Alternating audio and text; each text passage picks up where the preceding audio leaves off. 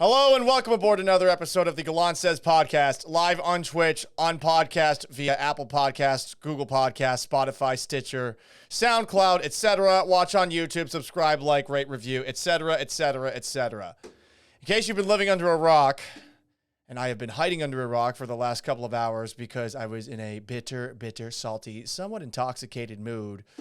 Deshaun Watson has been traded, but not to the Atlanta Falcons, not to the New Orleans Saints like we thought. Deshaun Watson was traded to the Cleveland Browns. Hey, Paul, what was the cost of Deshaun Watson for Cleveland? Well, the Texans are going to get 3 first-round picks this year, next year, 2024 as well, a third-round pick in 2023, a fourth-round pick in 2024. They send a 2024 fifth-round pick to Cleveland in the trade as well. So Deshaun Watson is gone. The Texans get pick number 13 in this year's coming draft. They will likely not get very good first-round picks from the Browns picks in years to come. Immediately after this is done, the Cleveland Browns gave Deshaun Watson a 5-year, $230 million contract. It is all guaranteed. It's $80 million more guaranteed money than any other player in NFL history. And what's even crazier is that he is going to get just $1 million in the first year of his contract. A year where he will likely face some sort of suspension. So he's not going to lose any money for that year. Look, there's going to be a lot of questions, and Stone Jam 206 says the Texans got a haul. Yes, that is accurate. The Texans did get a lot.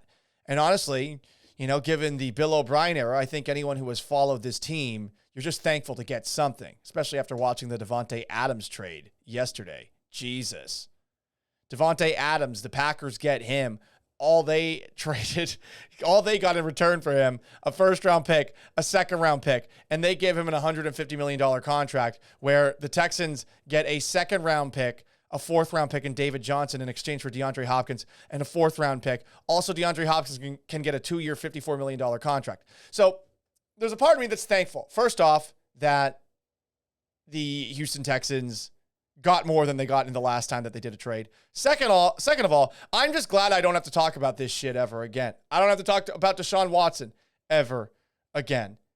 And you know what? I'm going to give the Texans a lot of credit for the way that they actually handled something, because they released a statement not too long ago, and it was about the Deshaun Watson trade. And in the statement, if you read it, and I don't know why I'm looking at the Texans Twitter all of a sudden. Here it is.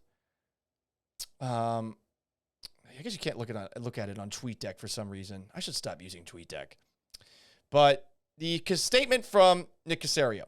Earlier today, we agreed to trade Deshaun Watson to the Cleveland Browns. I felt it was the right move for our organization as we head into the new league year focused on building our roster for the 2022 season. Our priority right now is adding talented players to the foundation we have already put in place over the last 15 months, and this trade supports that plan. As we navigate through the rest of the offseason, we remain open-minded to all avenues that allow us to improve our roster and add to our program. Did you notice anything missing there?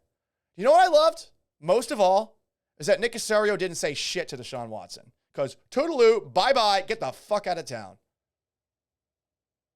Signed a 4-year, $160 million contract. I don't want to play anymore. And then on top of that, all of this stuff takes place. And you're just so tone deaf coming out of it after no criminal charges were filed against you. Cal McNair, I will give you a high five, a rare high five. I'm extremely proud of the way Nick Caserio navigated us through this challenging situation. Damn right. He remained patient. Also damn right. Before ultimately making the decision that is best for us in both the short and long term. We're confident in our plan to build a championship program that can sustain success, and our entire organization is excited to move forward together. Once again, nothing. You get nothing, Deshaun Watson. No goodbye, no tribute video. Get the fuck out of town and go up to Cleveland, the mistake by the lake, by that lake on fire, and enjoy yourself. And I know I sound bitter right now. That's not my intention. But I think it's important to remember who this guy is. Because we're going to forget. That's what we do. We always forget. SKLZ Immortal says, can we agree Deshaun is a freak and a quitter? Yeah, clearly. Read the Jenny Vrentis report or listen to Mina Kimes' podcast this week where she talked about the findings in said report about Deshaun Watson. We forget everything. Remember what Kobe Bryant did back in 2003? We forget. Does anyone bring that up now that he's passed away? No. We forget. And people will forget this, just like they forgot shit that Ben Roethlisberger did. You got to remind them about what happened in Milledgeville, Georgia. People always forget because we've got such short fucking attention spans. So I'm just going to remind you, this is Deshaun Watson. I guess allegedly. But when there's 22 allegations, I mean, are you really going to try to deny it? The 22 active civil suits allege Watson, during massage therapy appointments in a write-up that was put together by The Athletic, forced 2 women to perform oral sex on him, ejaculated on 4 women and in front of 2 others, groped 4 women, kissed another woman unprompted upon arrival. 18 of the 22 active suits also accuse Watson of inappropriately touching women with his penis during the massage therapy sessions. And I mean, the Cleveland Browns talk about how they want an adult. Baker Mayfield's in the right to essentially be a little bit pouty in this situation. The Browns are a dumb fuck organization, and this is a team that does not give a shit. They're just tired of being stuffed in a locker by the Pittsburgh Steelers over the course of their entire existence. They're tired of it, and guess what they're going to do because of it? They are going to bring in the exact same thing as Ben Roethlisberger. That is Deshaun Watson in his own different way. But don't bring that up to Deshaun Watson. The truth will set you free from criminal prosecution. Okay, let's add a little asterisk to the end of that.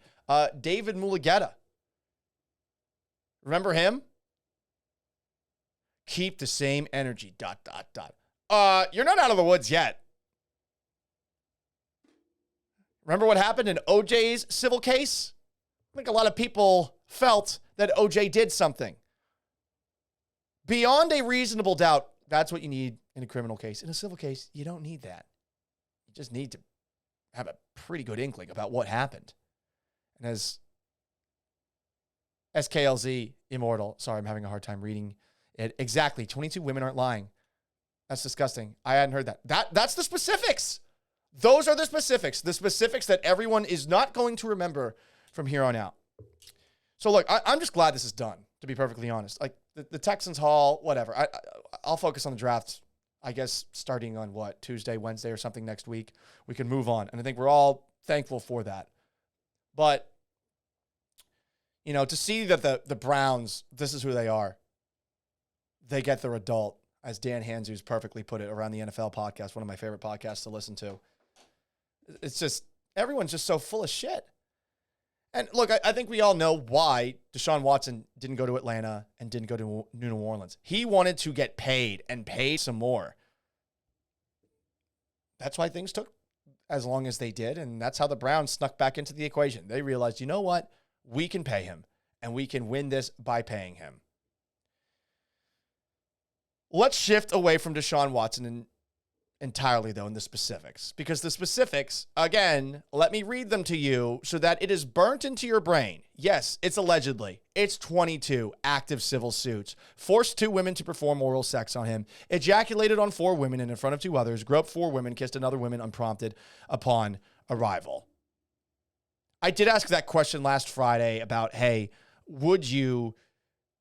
a couple of years from now, and that's why I mean a couple of years from now, say Watson is successful in Cleveland now, would you maybe have regrets about your team not taking a shot on him? Let's be honest. I mean, I still think that some people, even reading that, would still feel that way. If Watson wins a Super Bowl with Cleveland, multiple Super Bowls, especially with Cleveland, you're probably going to think to yourself, well, because that's kind of how we all are to an extent. Every single one of the football teams that we like brings aboard some guy who is an absolute piece of shit. Talent trumps being a good person. That's how it works. Pretty much in all life, but also in the NFL especially. And we shouldn't be surprised by Cleveland. I'm not. I'm not, Cleveland is no different than any other organization across the league. They all act like they stand on high morals, but like the Seahawks bring in Frank Clark, they bring in Jaron Reed. These are things that happen all over the place. T-Bird Keen says, I'm kind of looking to the 6 first-round picks. Kind of disappointed we didn't get any players back, though. Look, what are you going to do with the players that you get in the short term, Think about it from that perspective. This is not a team that's going to contend next year. They're not. Build up the offensive line. See what Davis Mills can do. And then you take a look at next year's draft and maybe one of the picks that you get, maybe Deshaun Watson suspended for most of next season. That pick that you get from Cleveland is actually going to be a good pick next year, too. We'll see. I'm not holding my breath. But I want to shift. I've never had a great deal of respect for sports reporters because I've always found that they take themselves entirely too seriously. You cover a fucking game. There are people in the Ukraine right now who are covering an actual war. There were people when I was growing up watching television who were going to Iraq, who were going to Afghanistan, covering wars. Those people have balls of steel, and I respect the hell out of them. I don't really respect people that cover politics as much. It's a little bit of a different story, but hey, at least politics matters. Sports don't. And the people who cover sports act as if they are this upper-class individual that is explaining to you, the unwashed masses, how the sport that you watch with your eyeballs works. And look, they'll fill you in on some interesting details from time to time, and they'll fill you in on some drama from time to time. And I'll be honest, we all bite into it because the NFL, as a soap opera goes, is pretty damn entertaining. But the reporters that are at the top of the food chain in the NFL, I'm out on all of them because they're all the same damn person. All of them. Have you seen what's been going on social media today in the wake of the Deshaun Watson trade or just in the weeks leading up to it? Agent bootlicking and franchise bootlicking. Do I get it when it comes to licking the franchise boot? I do. Because access, et cetera, a team will shut you out if you don't cover them favorably. But you would think that some of these journalists would actually be critical. Pointed. From time to time they are. Skeptics. Asking questions, wondering how this just happened. But they move on, they forget, and they talk about whatever meat is right in front of you. This happens in sports. I hear it happens in political talk on a regular basis. The franchise bootlicking, though, I get. The agent bootlicking sickens me. And if you take a look at the average NFL reporter these days, for the most part, the ones that break news all the time are legitimately recycling what agents, who are basically just a bunch of Ari Golds from Entourage. If you haven't watched that show, he's an entertaining character. He's also a piece of shit. That's what they are. Liars who are trying to squeeze every last dime that they possibly can out of the barons that own these NFL teams. I guess you could call them Robin Hoods if you want. Whatever the case, they are who they are. They lie when they lie, and they will do whatever it takes for their client to get money. Suppose that's loyalty, but when someone like that is talking to you, how often are you actually going to believe what they say? Seriously. Those people will do anything to get money. Is it worth journalistic integrity? Again, we're talking about covering sports. To just recycle exactly what that person says over and over again. I made fun of baseball writer John Heyman for this once because he legitimately just recycles what Scott Boras, super agent of baseball, wants to say. I said something, oh, did Scott tell you to write that? And he drunkenly responded to me in a couple of very unintelligible responses. I don't know if he actually was drunk, but it read like he was drunk. And then he blocked me on Twitter. A little sensitive. Did reality hit you right in the stomach? But I don't know why. I thought baseball writers just suck. Football's different. I don't know why I thought that. And I'm going to give you some examples of the bootlicking that we have seen over the last couple of days and over the last week or so. A couple of days ago, weeks, And I saw my old co-host at 710, Danny O'Neill, did a great write-up on his Substack about this, and I encourage you to read it because Danny and I are bros, and I actually had to text like all caps to Danny today. I'm like, you're so fucking right. This is unbelievable.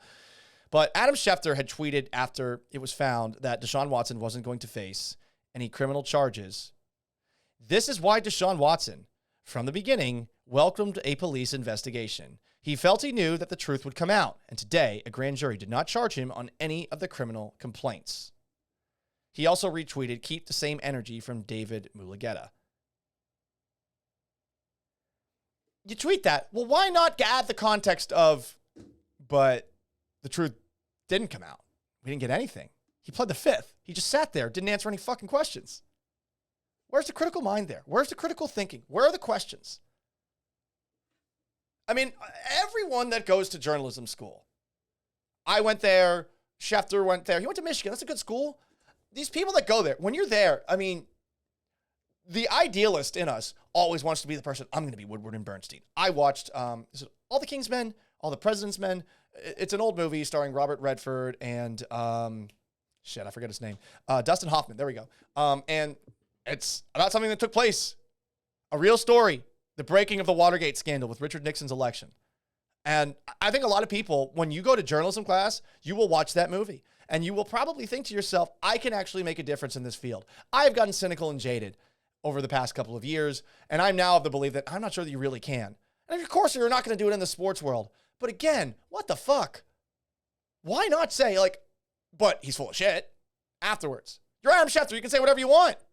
Oh, boo-hoo, you're not going to have David Mulugeta giving you information to read directly off of a teleprompter anymore. Oh, wow, that's going to be so hard for you. You're Adam Schefter.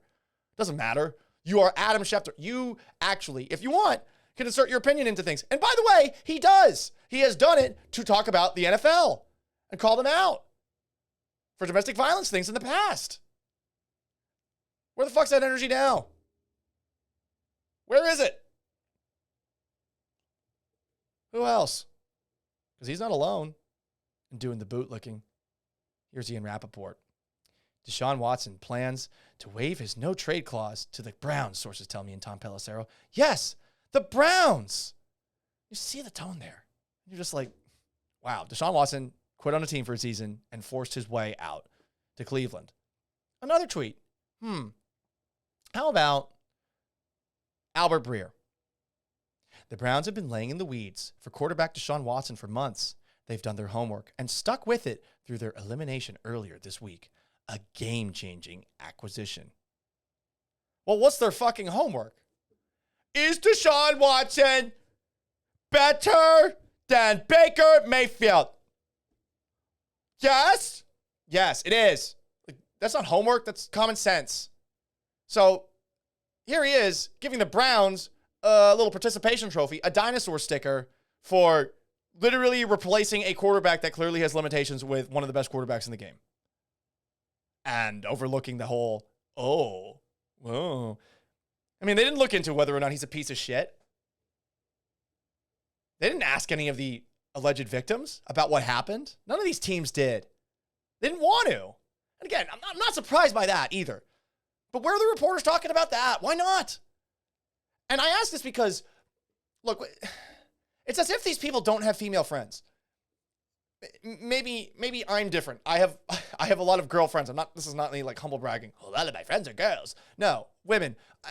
I'm friends with a lot of women. I know how they feel about this shit. How can I, knowing these people and how they feel about what's going on, how can I be so callous? I honestly, in retrospect on Friday, that question I asked, I'll say it once again, I feel like it maybe was a little bit callous the more that I think about it. And I definitely ranted about it this week on Twitch.